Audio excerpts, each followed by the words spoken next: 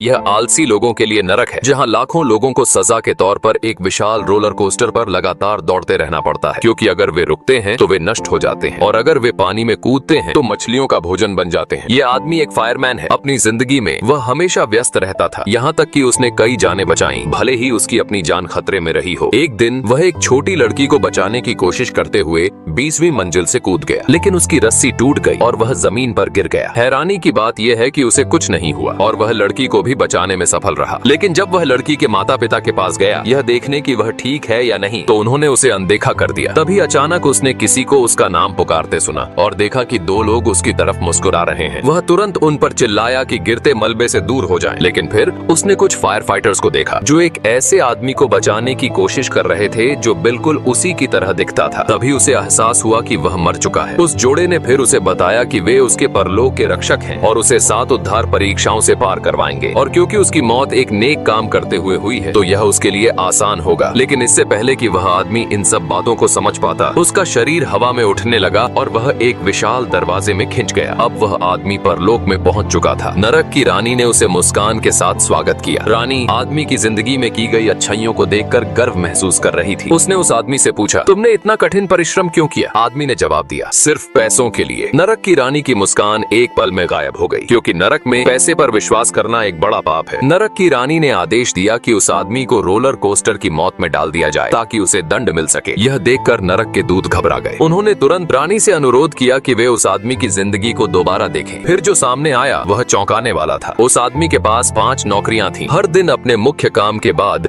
वह एक रेस्टोरेंट में वेटर बनकर काम करता। हफ्ते के आखिर में वह सामान पहुंचाता, बाथरूम साफ करता और ड्राइवरी करता। वह ये सब अपनी माँ और स्कूल में पढ़ रहे छोटे भाई के लिए करता था। यह जानकर नरक की रानी बेहद भावुक हो गई और उसने उसे माफ कर दिया।